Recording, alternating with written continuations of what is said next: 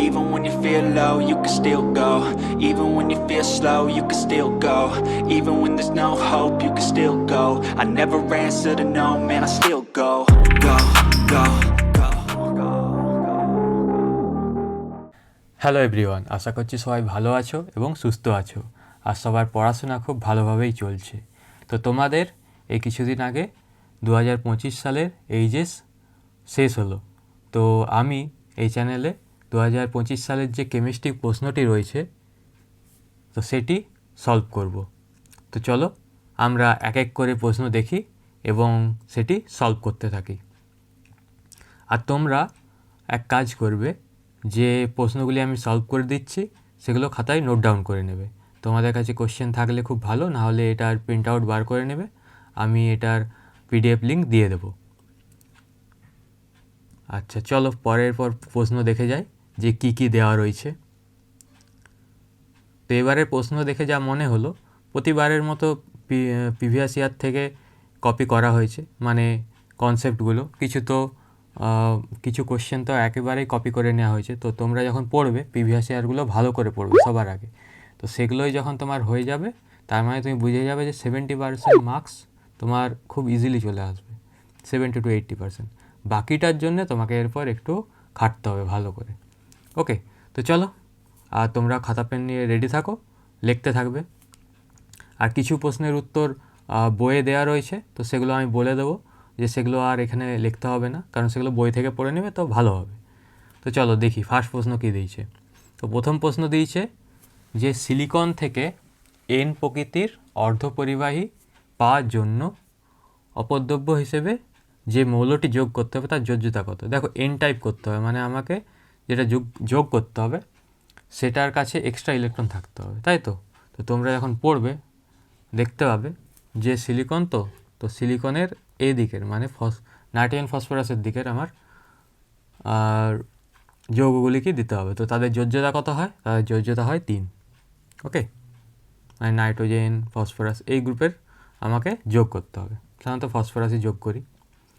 ওকে, চলো তারপরেরটা দেখি কি বলেছে। তো অপশান সি এখানের উত্তর। তারপরের প্রশ্ন, গ্যালভ্যানিক কোষ বিক্রিয়া স্বতঃস্ফূর্ত হবে। দেখো স্বতঃস্ফূর্ত যখনই হবে একটা বিক্রিয়া তখনই মনে রাখতে হবে ওটা হচ্ছে আমার থার্মোডাইনামিক্সের কনসেপ্ট। তার মানে সেখানে আসবে ডেল্টা জি, ডেল্টা এইচ, ঠিক আছে এইগুলো। তো এটা হবে লেস দেন, আর এটাও মোরওভার মানে মেনলি তোমার ডেল্টা এইচটাই দেখা হয়, তো সরি ডেল্টা জিটাই দেখা হয়, জিটা এইচটা মেনলি দেখা হয় না, ওটা এক্সোথার্মিক এন্ডোথার্মিকের জন্য। তো মেনলি এটাই দেখা হয়, আর স্বতঃস্ফূর্ত হওয়ার জন্য এটাকে নেগেটিভ হতে হয়। তো অপশান সি হচ্ছে কারেক্ট।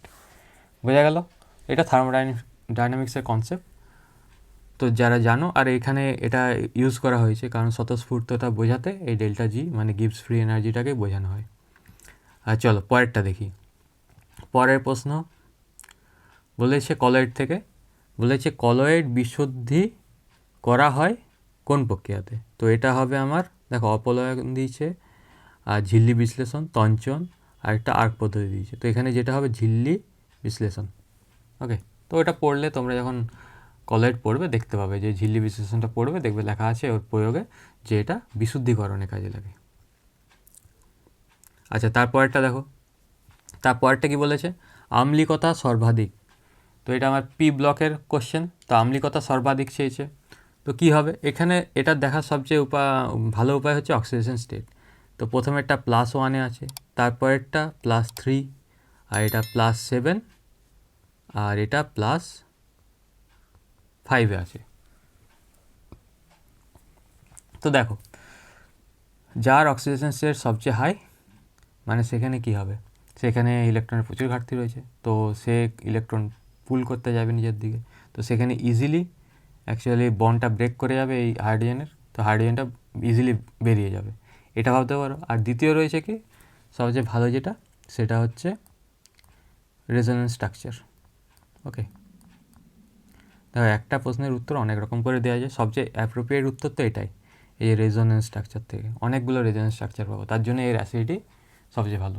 তো এটা যেই বেরিয়ে যাবে হাইড্রোজেনটা অনেকগুলো রেজোন্যান্স স্ট্রাকচার পাবো, তো সেটি অ্যাসিডিটি সবচেয়ে হাই। ওকে, তো তুমি যেমন এগুলো তো এমসিকিউ, এগুলো তো এক্সপ্লেন করতে হয় না, তো তুমি যেমন করে ইচ্ছা তোমার লজিক মানে অনেকগুলো লজিকের মধ্যে তোমার যে লজিকটা মাথায় থাকে সেই হিসেবে তোমাকে উত্তরটা করে আসতে হবে। আর এটা কোনো এক্সেপশনের আন্ডারে পড়ে না যে এক্সট্রা করে মনে রাখতে হবে। আর যদি লিখতে বলতো তখন কিন্তু রেজোনেন্স স্ট্রাকচার দিতে হতো। চলো পরেরটা দেখি। বলেছে অ্যাক্টিনাইট শ্রেণীর অন্তর্গত নয়। অ্যাক্টিনাইট শ্রেণীর অন্তর্গত নয় কোনটি? এখানে হবে অ্যাক্টিনাইট শ্রেণীর অন্তর্গত নয় অপশন সি। ঠিক আছে, ওটা হচ্ছে ল্যান্থানাইটের, অ্যাক্টিনাইটের নয়। ওকে, তারপরেরটা দেখো। তারপরের প্রশ্ন বলেছে এই যে নিকেলের ইলেকট্রন বিন্যাস ও জারণ স্তর। দেখো জারণ স্তর শূন্য, কারণ এটা হচ্ছে আমার নিউট্রাল স্পিসিস, তো জারণ স্তর শূন্য ওখানে। তো শূন্য দুটাতেই আছে দেখো, সিতে আর এতে। এটা অ্যান্সার, কারণ ওটা হচ্ছে তার ইলেকট্রন বিন্যাস হয় D8 আর S2। চলো তারপরটা যাই। ডিডিটি, এটা তো খুবই সহজ, দেখবে যখনই অর্গানিকটা শুরু করবে এই 12-এ, তো ডিডিটিটা দেওয়া আছে। তো ডিডিটির উত্তর কী হবে? কি বলেছে এখানে? ডিডিটির সংকেত। তো ডিডিটির সংকেত হচ্ছে আমার এখানে এই ডাইক্লোরো ডাইফিনাইল ডাইক্লোরো, এই যেটা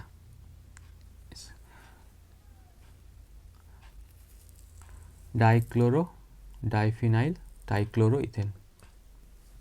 চলো তারপরেরটা দেখি। তো তারপরেরটাতে বলেছে এই আইউপিএসসি নোমেনক্লেচার করতে দিয়েছে।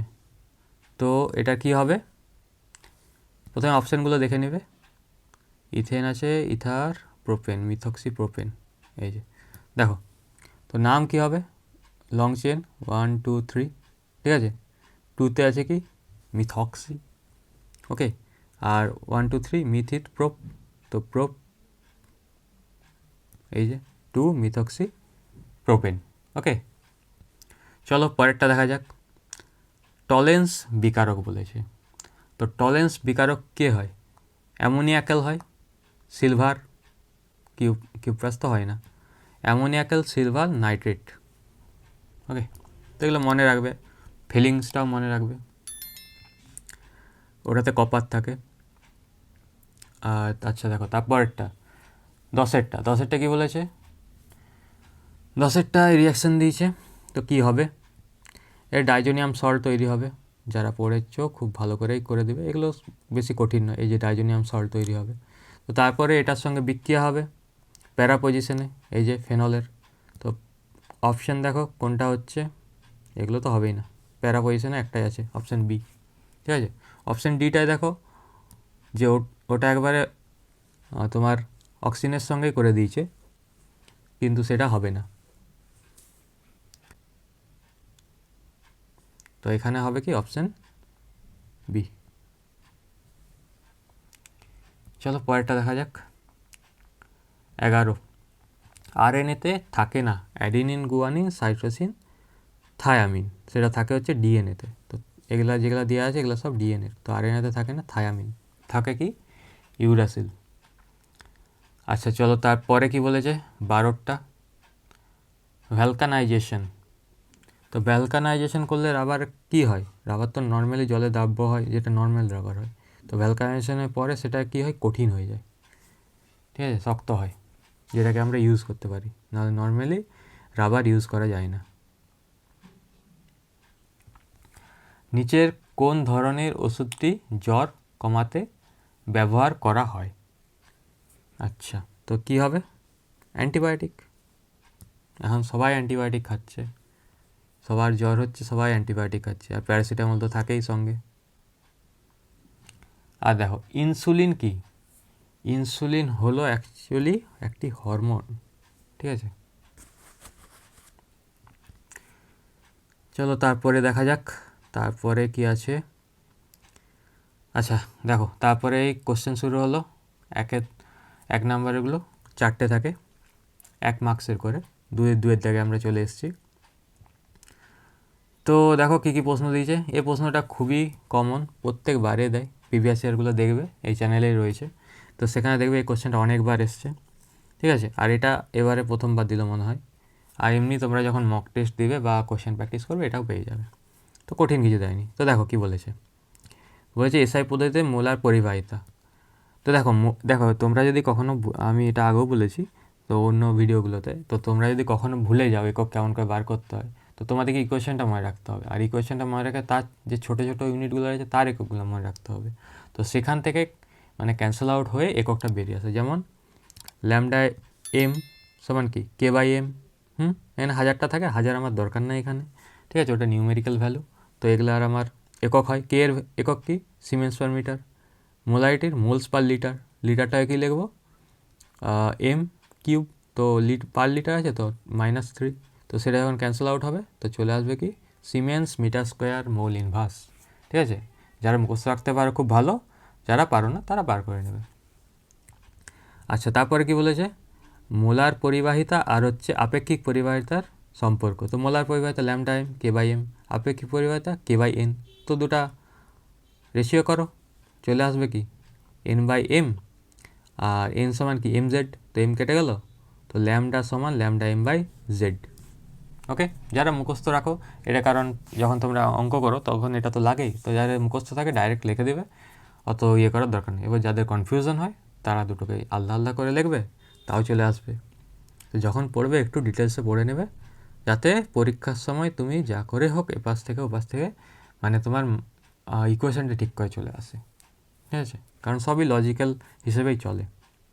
আচ্ছা, তারপরটা দেখো, তারপরটা কি বলেছে, বলেছে মাখন আর দুধ কোনটি হচ্ছে জলে তেল আর কোনটি তেলে জল, তাই তো ইমালশনে জলে তেল আর তেলে জল। দুধটা কি জলের মধ্যে তেল, ঠিক আছে, আর মাখনটা কি এই যে দুধ হচ্ছে জলের মধ্যে তেল, আর হচ্ছে তেলটা মাখনটা হচ্ছে তেলের মধ্যে জল। ঠিক আছে, দুধটা এটা মনে রাখবে যে লিকুইড হয় পুরোটা, তো ওর উপরে দেখবে সর পড়ে, তো জলের উপরে ফ্যাট পড়ছে, যে জলের উপরে তেল, এটা মনে রাখবে। অনেকটা জল আছে তার মধ্যে কিছুটা সর পড়লো, তো জলে তেল, আর মাখন তার উল্টো তেলে জল।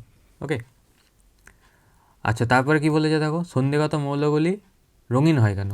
তো রঙিন হওয়ার সবচেয়ে ভালো কারণ মানে এদের সবচেয়ে যে কারণটা দেওয়া হয় সেটা হচ্ছে ডিডি ট্রানজিশন, মানে এক ডি থেকে আরেক ডিতে ট্রানজিশন। ঠিক আছে, ফাঁকা কক্ষক থাকে, তারপরে এদের আকার ছোট হয়, উচ্চ চার্জ হয়, তো ইলেকট্রন ট্রান্সফার হতে পারে খুব ভালো, তো তার জন্যে। আর ইলেকট্রন ট্রান্সফারে তোমরা জানো যে কালারগুলো হয়, কালারগুলো দেয়, তো এই জন্য এরা রঙিন হয়। চলো পরেরটা দেখি, পরেরটা কি বলেছে। আচ্ছা, প্যাকেটজাত খাদ্যদ্রব্য প্যাকেটজাত খাদ্যে সংরক্ষণ যোগ করার উদ্দেশ্য কী। দেখো এটার কারণটা তোমাকে একটু নিজের মতো করে লিখতে হবে। দেখো প্যাকেটজাত খাদ্য মানে কি, প্যাকেটজাত খাদ্যতে আমরা সাধারণত প্রিজারভেটিভ দিই, কারণ কি, কারণ সেটা ওই লোকালি আমরা হয়তো ইউজ করছি সেই দ্রব্যটাকে, বাট সেটা যদি কোনো দূর এলাকায় যায় যেখানে ভাবো ওই প্রোডাক্টটা পাওয়া যায় না কিন্তু ওখানে ওই প্রোডাক্টটা দরকার, তো তখন ওটা ভাবো অনেকটা দূরে, সেখানে পৌঁছাতে 1 দিন বা 2 দিন লেগে যাবে। তো তখন কি হয়, তখন যদি এমন কোনো দ্রব্য হয় খাদ্যদ্রব্য যেটা কিনা 12 ঘন্টার পর পৌঁছে যায় বা 24 ঘন্টার পর পৌঁছে যায়, তো তার মধ্যে প্রিজারভেটিভ দিয়ে সেখানে পৌঁছাতে হবে। কারণ কি, আমাদের সবার কাছে খাদ্যদ্রব্য পৌঁছাতে হবে এবং সেই খাদ্যগুলো দরকার যেগুলো কিনা নিউট্রিশন দেয়, তো সব জায়গায় নিউট্রিশন পৌঁছাতে হবে, পুষ্টি সবারই দরকার। তো সেই কারণে সেখানে সংরক্ষক দিয়ে সেটাকে আমরা সেখানে পাঠাই। ওকে, এরপর ওটাতে অনেক প্রশ্ন আসবে যে সেই সংরক্ষণ দেওয়া কি ভালো খারাপ, সেটা নয়, কিন্তু আমাদেরকে দেখতে হবে আমাকে পুষ্টিটা সব জায়গায় পৌঁছে দিতে হবে।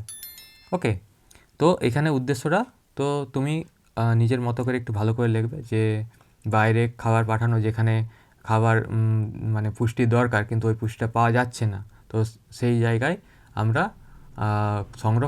সংরক্ষক দিয়ে সেই খাদ্যটাকে সেখানে আমরা পৌঁছে দিতে পারছি। ওকে, চলো তারপরেরটা দেখি। তারপরে কি বলছে, এরপর দু মার্কসের প্রশ্নগুলো শুরু হলো, 5টা আছে, 10 নাম্বার এখানে। তো তোমরা প্রথমে নাম্বার বিভাজনগুলো খুব ভালো করে দেখে নেবে। তো তোমরা আগে যে ভিডিওগুলো রয়েছে সেখানে আমি অনেকবার বলেছি যে নাম্বার বিভাজনগুলো কেমন করে হয়, যেহেতু এটা অনেক দিন পর মানে আবার মানে এটা তো আবার 1 বছর পর আবার একটা এইচএসের ভিডিও হচ্ছে, তো সেখানে আর নাম্বার বিভাজনগুলো বলছি না, তো তোমরা সেটা দেখে নেবে। আচ্ছা দেখি চলো, তো কি বলেছে, বলেছে কি ইউরিয়া যোগ করলে হিমাঙ্ক কমে যায় কেন। এটা অনেকবার পড়েছে। দেখো তোমরা জানো যে কোনো মানে হচ্ছে দ্রাবকে যদি আমরা দ্রাব্য যোগ করি তাহলে ফুটানাঙ্ক বেড়ে যায় আর হিমাঙ্ক কমে যায়। ঠিক আছে, তো সেই বাষ্পচাপের কনসেপ্ট। দেখো বিশুদ্ধ দ্রাবকে হিমাঙ্ক সাধারণ কি বিশুদ্ধ দ্রাবকের হিমাঙ্ক থাকে, আর যদি সেখানে আমরা দ্রবণ কিছু একটা কঠিন মানে হচ্ছে দ্রবণস্থিত দ্রাবকটি কঠিনে পরিণত হবে না, কারণটা কি? কারণ হচ্ছে কি আমার এই উষ্ণতায় দ্রবণের বাষ্পচাপ বিশুদ্ধ দ্রাবকের বাষ্পচাপের অপেক্ষা কম হয়।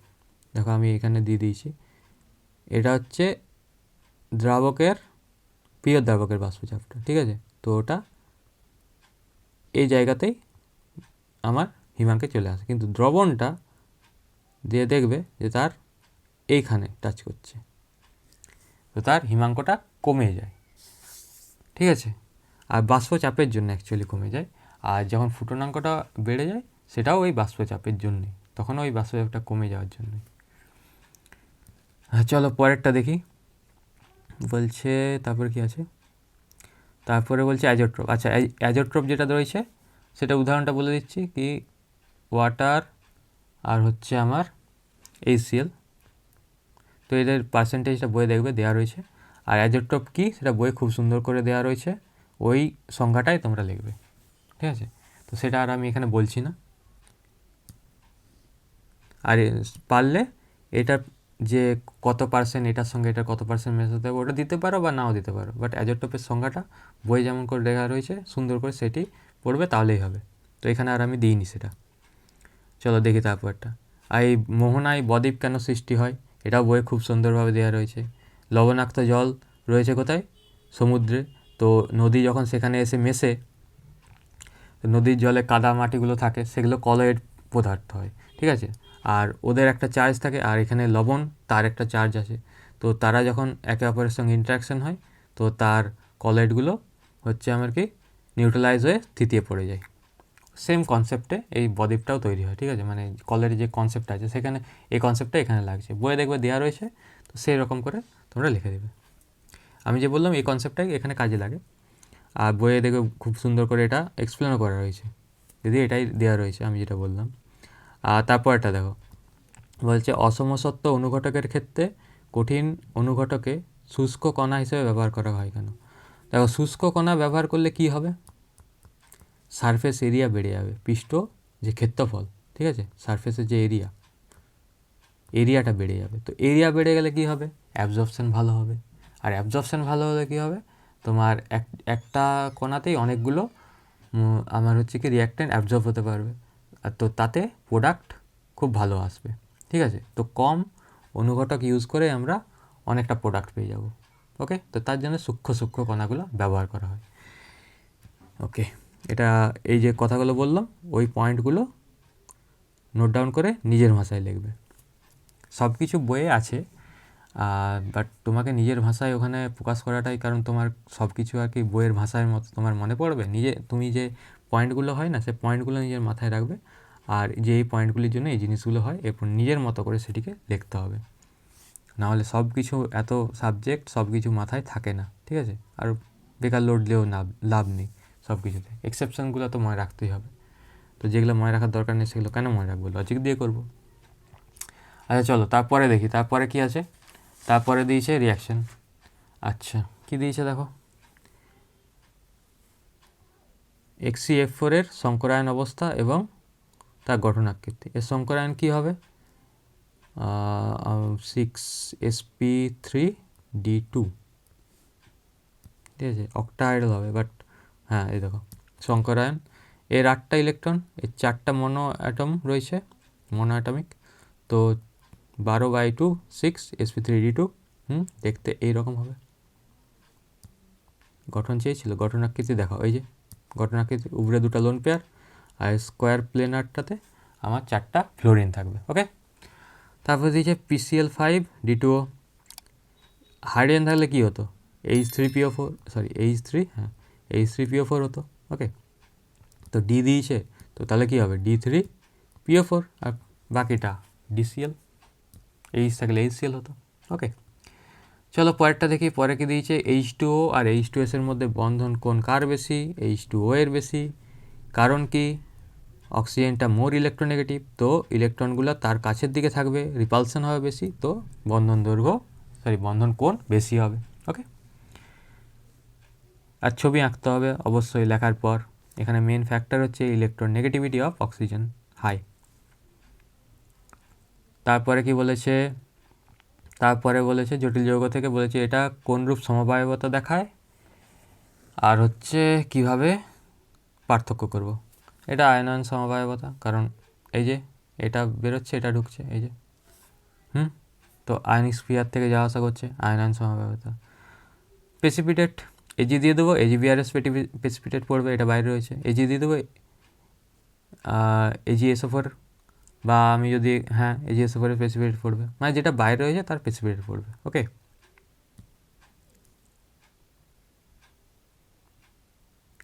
তারপরের প্রশ্ন লাইন অন 6.6 এর মনোমার কি? Adipic acid. দেখো তোমার এখানে স্ট্রাকচার জিজ্ঞেস করেনি, তো সে নিয়ে মাথা ব্যথা করনি, স্ট্রাকচারটা আমি যদি এঁকে দিচ্ছি। অ্যাডিপিক অ্যাসিড হচ্ছে এরকম দেখতে, COOH, এদিকে COOH। আর hexamethylene diamine NH2 CH2, hexamethylene বলে 6 আর NH2, হেক্সামিথিলিন ডায়ামিন। তো এটা কী কাজে লাগে?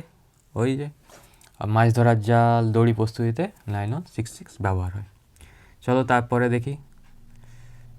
আচ্ছা, এরপর ফিজিক্যালের কিছু অঙ্ক আছে, চলো দেখো কি বলেছে। আচ্ছা, বলেছে FCCতে পরমাণুর ব্যাসার্ধ আর ধারের কিনারার মধ্যে সম্পর্ক √2a = 4r। এগুলো মনে রাখবে, ঠিক আছে? এটা আমি এখন বুঝাচ্ছি না, পৃষ্ঠতলে 3টা থাকে, তাদের মধ্যে রিলেশনটা, ঠিক আছে? ওটা মনে রাখবে, তোমরা ঘরে ডিটেলসে পড়বে, দেখবে ইজি, এমন কিছু নেই। তারপরে কারণ এখানে 1 নাম্বারই দিয়েছে, তো তোমাকে সেটা ডিরাইভ করে দেখাতে হবে না, জাস্ট লিখতে হবে। তারপরে ওই একটি সূত্র যেটা সলিড স্টেটে খুব কাজে লাগে, রো সমান কি, এই যে ZM/N^3। তো সেটার সূত্রটার থেকেই অঙ্ক দিয়েছে। কী কী দিয়ে দিয়েছে দেখো, আমি লিখে দিয়েছি। এখানে চেয়েছে কি, চেয়েছে কী রূপ, তাই তো? তার মানে জেড চেয়েছে, তো জেডের ভ্যালু পেয়ে গেলে কী রূপ পেয়ে যাব। তো বাকি ভ্যালুগুলো দেওয়া রয়েছে নিঃসন্দেহে। দেখো এম দেওয়া রয়েছে,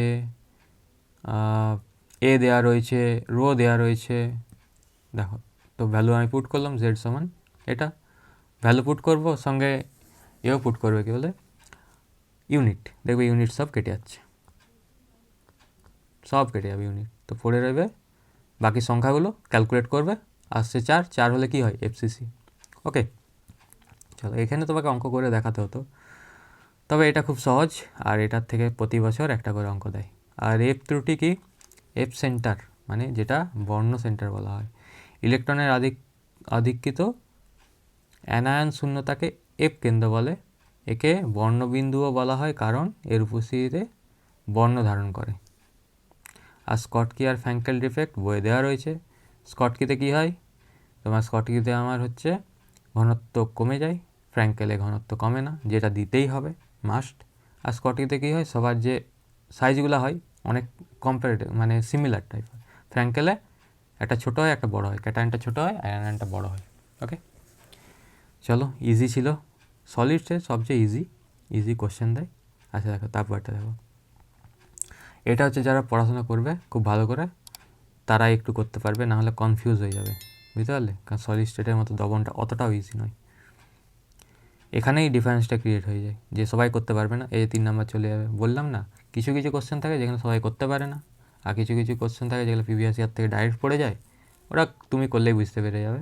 সেখান থেকে দেখবে 80% হয়ে যাচ্ছে। তুমি যদি 10টা প্রিভিয়াস ইয়ার করো, দেখবে তুমি সাজেশন দিচ্ছ, তখন অন্য কারো সাজেশন দরকার পড়ছে না। তো সেই রকম ব্যাপার দিয়ে তুমি 80% করতে পারো, কিন্তু পড়াশোনা না করলে এই 3 নাম্বার ছেড়ে আসতে হবে তখন। দেখো কি বলেছে, তো বলেছে কি দেখো, 100 গ্রাম জলে 6 গ্রাম ইউরিয়া আর 9 গ্রাম গ্লুকোজ দিয়েছি, আর জলের KF ভ্যালু দেওয়া হয়েছে, দ্রবণের হিমাঙ্ক কত। একটি সূত্র, এই সূত্রটাই ফুটনাঙ্কের ফর্মেটেও রয়েছে, ΔTF সমান KFM, আর বি থাকলে বয়েলিংয়ের ক্ষেত্রে, ফুটনাঙ্কের ক্ষেত্রে। ওকে, তো আমার KF ভ্যালু দেওয়া রয়েছে, এম এর ভ্যালুটা আমাকে ক্যালকুলেট করতে হবে। তো ক্যালকুলেট করো, এটা মানে কত ইউরিয়ার, এর জন্য তোমাকে তার মোলার মাস জানতে হবে। ইউরিয়া 60 আর গ্লুকোজে 180। তো এন ভ্যালু বার করব, কত মোল রয়েছে। তো দেখো এই সাইডে আমি বার করে নিয়েছি, ঠিক আছে। 6/60, 9/180, 0.15 এম, আর এখানে এমটা কি মোলালিটি, ঠিক আছে, কারণ মোলস পার কেজি, তো মোলস পার কেজি কত 100 গ্রাম মানে 0.1 কেজি, তো 1.5 মোলস পার কেজি। ভ্যালু বসাবো, দেখো যেমন বলেছিলাম KG KG cancel out, moles moles cancel out, kelvin চলে এলো। তো দ্রবণের কী হবে, দ্রবণের বলেছে, ঠিক আছে, তো দ্রবণের ক্ষেত্রে কী হবে, যে ভ্যালুটা বেরোলো সেটা মাইনাস জলের ভ্যালু, দেখবে এটা আসবে -270.21 কেলভিন। এটাকে তুমি এরপর ডিগ্রি সেলসিয়াসে পরিণত করতে পারো, না পারো কোনো যায় আসে না, যদি বলে দেয় যে করতে হবে তখন করতে হবে, নাহলে এখানেই ছাড়তে পারো। ওকে, দেখি তারপরটা সেল থেকে দিয়েছে, সেল রিয়াকশান দেওয়া রয়েছে, কী চেয়েছে আগে দেখবে, অঙ্ক দেখে কখনো ঘাবড়াবে না, প্রথমে দেখবে কী চেয়েছে, তুমি কি সেই সূত্রটা জানো, তার মানে তুমি করতে পারবে, ঠিক আছে, না হলে যদি সূত্র না জানো তাহলে ছাড়ো, করতেই পারবে না, কোনোভাবেই করতে পারবে না। যেমন ই সেল চেয়েছে, ই সেল বার করে না কেমন করে হয়, ই রেড মাইনাস ই অক্স, ঠিক আছে, অনেকে বলে রাইট লেফট যেটা থাকে তোমাদের, তো আমি যেটাতে করি রেড মাইনাস অক্স, আর ডেল্টা জি কেমন করে বার করবো, এর ভ্যালু পেয়ে গেলে এটা পেয়ে যাব, দেখো তো রেড মাইনাস অক্স করেছি, মানে রিডাকশান যেখানে হচ্ছে, কোথায় রিডাকশান হচ্ছে ওটা তোমাকে দেখে বুঝতে হবে, যে এখানে হবে অক্সিডেশন, এখানে হবে রিডাকশান, এই রিডাকশান পোটেনশিয়াল ভ্যালু দেওয়া রয়েছে, যার কম সেখানে অক্সিডেশন রিডাকশান, তো এটা মাইনাস এটা, আর পজিটিভ অ্যান্সার বেরোবে, এই দেখো 1.56, এবার ওটাকেই পুট করে দাও এখানে -NF E0তে, চলে আসবে কি আমার কতটা ডেল্টা জি এর ভ্যালু, আর ওটা যেহেতু শক্তি তো জুলে আসবে। ওকে, এই যে কুলম আর এদিকে ভোল্ট, জুল চলে আসবে। তারপর কী বলছে, প্রাইমারি আর সেকেন্ডারি ব্যাটারির তুলনায় জ্বালানি কোষের সুবিধা। দেখো জ্বালানি কোষে কন্টিনিউয়াসলি শক্তি দিতেই থাকে, আর জ্বালানি কোষটা হচ্ছে খুব এফিসিয়েন্ট, ঠিক আছে, যেগুলো হাই পাওয়ারের ইঞ্জিন হয় সেগুলোতে এখনও ব্যাটারি এই যে প্রাইমারি সেকেন্ডারি দ্বারা চালানো হচ্ছে না, ঠিক আছে, ওগুলোতে সবেতেই আমার হচ্ছে এই জ্বালানি শক্তি রয়েছে সেগুলো দ্বারাই জ্বালানো হয়, আর দক্ষতাও খুব বেশি পাওয়া যায় এই ব্যবহার করলে এটা, ঠিক আছে। কিন্তু ভবিষ্যতে দেখবে জ্বালানির পরিমাণটা আর থাকছে না, এখন দেখবে ব্যাটারির খুব উন্নত মানেরও তৈরি হচ্ছে, ঠিক আছে। তো তোমাদের ওটা এখন টপিক নয়, তো তোমাদের বই যেটা আছে সেই অনুযায়ী এটাই উত্তর। ওকে।